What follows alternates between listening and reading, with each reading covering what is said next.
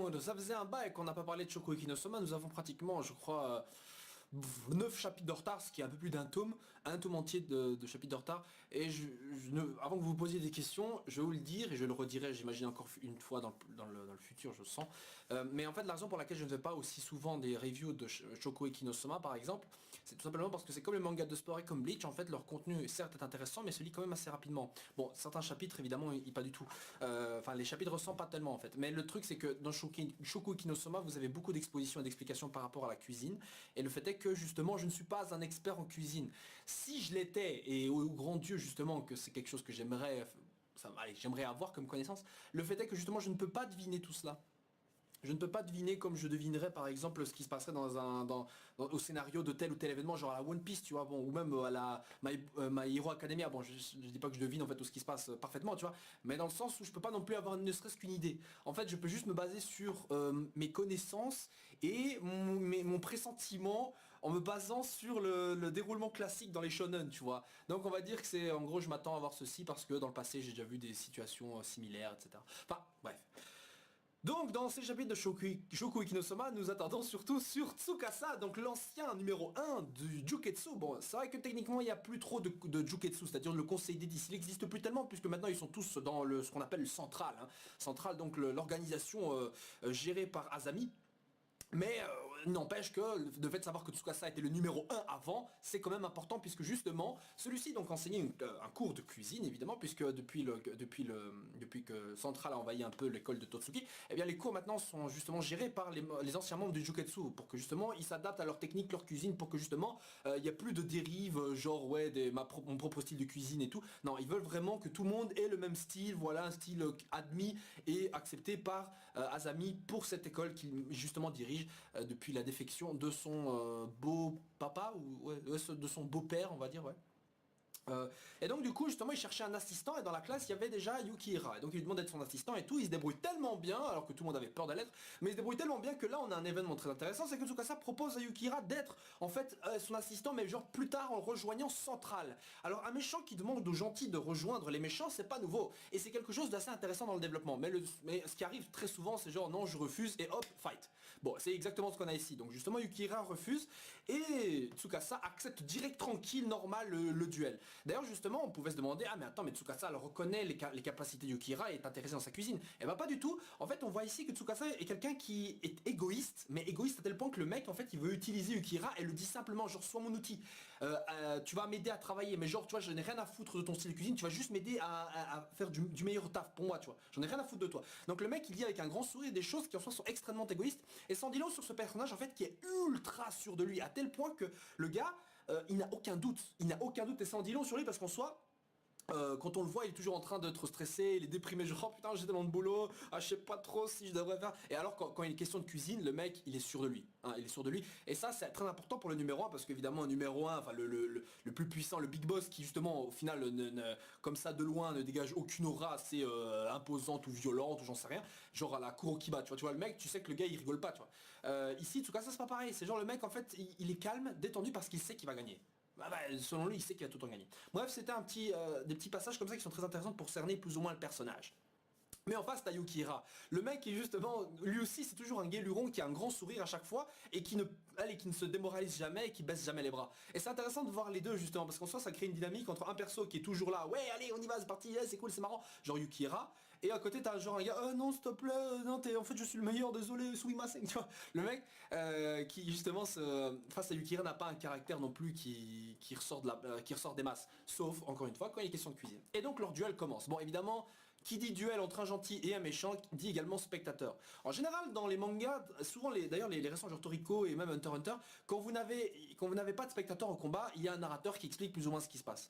Alors que dans Hunter x Hunter, c'est à outrance, mais vraiment presque à outrance, et dans Toriko aussi, non, plus dans Toriko que dans Hunter x Hunter.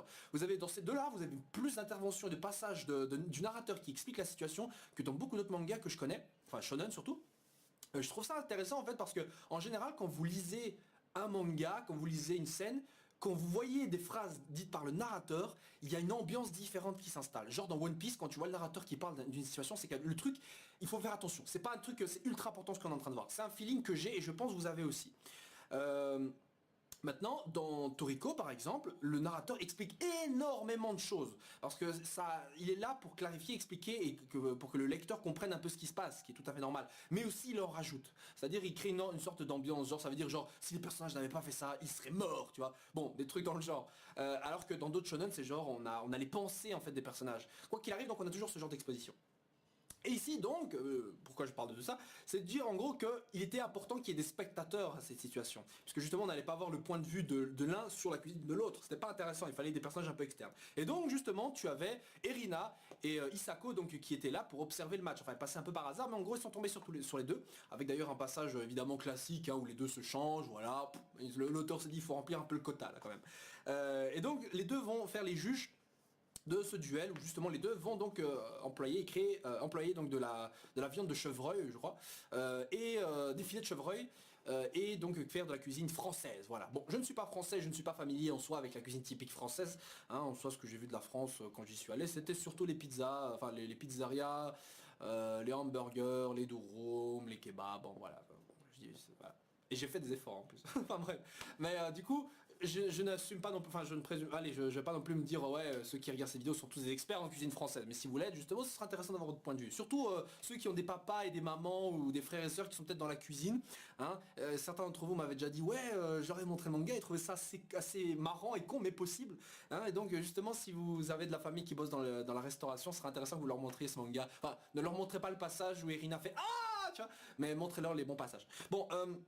Donc pour en venir à ce que je disais, donc du coup il y a une cuisine, donc d'un côté on a Soma donc avec sa cuisine c'est un steak chevreuil ou de la viande de chevreuil grillée avec une sauce qui utilise les marrons si j'ai bien compris. Et Tsukasa lui c'est une sauce qui utilise donc allez, une sauce poivrée comme ça avec des baies. Une sauce avec des baies dedans, enfin j'ai pas très bien compris. Bref, ouais c'est un passage, c'est vraiment chiant pour moi parce que justement la cuisine c'est la base du truc et je peux pas non plus trop m'étendre sur à quel point le plat est intéressant, tu vois. Bref, quoi qu'il en soit, les deux plats donc ont été faits et donc d'abord on a le plat de Yukira qui est goûté. Et Taisako et Irina qui toutes les deux évidemment ont leur foodgasme, donc c'est-à-dire leur phase où leurs vêtements explosent intérieurement. Et il y avait un truc intéressant, c'était le fait que Irina goûte le plat de Soma. Elle n'a pas fait ça depuis le début du manga, je crois. Et justement, il était dit que en soi la sous-quête de l'histoire, le fil conducteur, pas tellement conducteur mais qui est quand même important, c'est que le but de tout ça, c'est que Yukira arrive à faire avouer à Irina qu'un de ses plats est bon. Un de ses plats est bon. C'était le truc qu'il avait dit au début. Et c'est le truc qu'il avait dit aussi à son grand-père, donc Senzaemon, je crois que c'est comme ça qu'il s'appelle, quand on lui a demandé de sauver Erina de son père, enfin mentalement parlant en gros.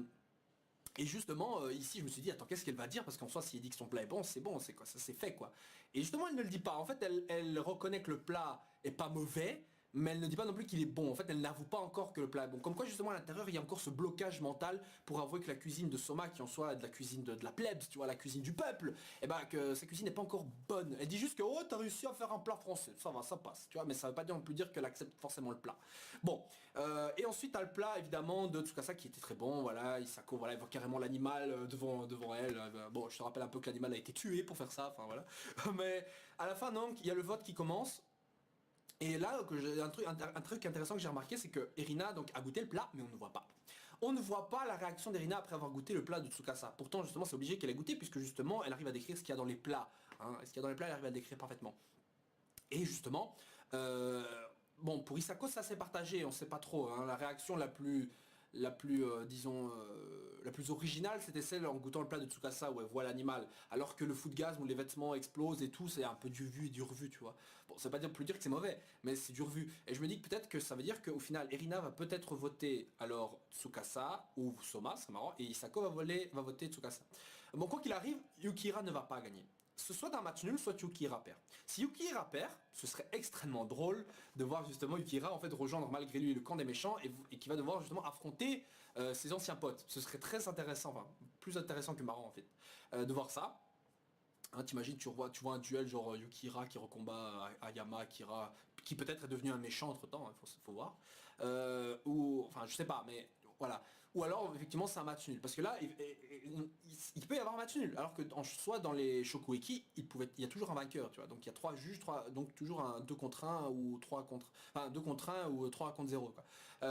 Et donc ici il n'y a que 2 juges. Il n'y a que 2 juges seulement. Donc on peut avoir une égalité, ce qui est possible. D'un côté, je me dis que égalité, ce serait un peu trop direct, parce qu'en soit, C'est en gros, allez, la tension monte pour qu'au final ce soit plat. Donc il n'y a ni l'un ni l'autre qui gagne.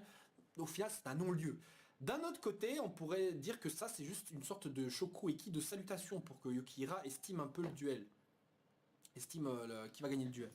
Maintenant, ce que je pense, et ce qui serait très drôle, c'est qu'en réalité, il y a un match nul. Genre, tu vois, Erina vote pour Tsukasa et Isako vote pour Yukihira. Mais qu'en fait, donc les deux partent de leur côté. Genre en disant, ok, match nul, il se passe rien, on se casse. Mais, Yukihira apprend que genre, Isako voulait voter Tsukasa, mais a voté Yukihira pour pas que celui-ci, justement, bosse pour le central. Et donc, en soi, il y a un match nul, mais en secret, Yukihira perd. Parce que si Isako n'avait pas voté pour lui parce que c'est Yukihira, eh ben, il aurait perdu. Ça, ce serait intéressant comme truc, n'est-ce pas? Avouez-le, avouez-le. Non, franchement, faire en sorte que justement Isako vote Yukihira pour le sauver, mais que en gros lui comprend et en soi elle aussi elle avoue qu'il aurait perdu s'il n'avait pas voté pour lui, ça ce serait bien. Parce que d'un côté ça fait en sorte que Yukihira perd sans que celui-ci rejoigne Central. Comme ça, normal. Bon d'un côté si Yukihira gagne, il gagne la première place qu'avait Tsukasa à l'époque, mais bon ça on s'en fout maintenant, je pense que c'est un peu trop tôt pour ça, vous voyez.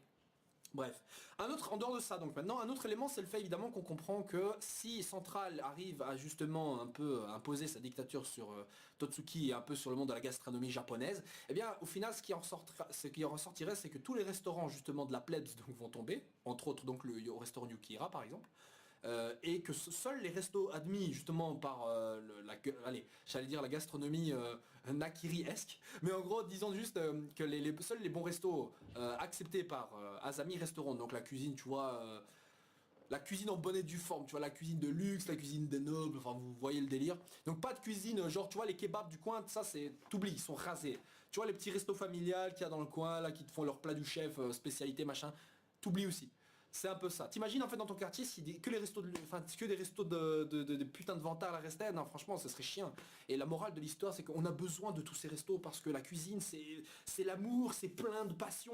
Et donc on ne peut pas limiter cette passion, cet amour dans une seule voie. La cuisine c'est la liberté, c'est le voyage et on ne peut pas enlever les ailes à un oiseau, cet oiseau qui a la cuisine, qui devrait voler. Enfin bon, je sais pas, je vais m'arrêter de là-dedans. Mais vous comprenez l'idée. Bon maintenant selon vous qu'est-ce qui va se passer? Est-ce qu'il y aura match nul, victoire ou défaite de Yukihira, allez savoir. Hein. Dites-moi ce que vous pensez donc de ces 8 derniers chapitres. Désolé. Dites-moi ce que vous pensez donc pardon de ces chapitres. Qui va gagner selon vous, voilà. Et si vous faites vous-même de la cuisine et vous adorez la cuisine, ou vous avez déjà reproduit des plats de Shoko Ikinosoma. Moi d'ailleurs j'en ai refait un. C'était le steak chaliapine. D'ailleurs beaucoup de gens le font. Le steak chaliapine, donc c'est remonté à très longtemps. C'est le steak qui était devenu super facile à couper en mettant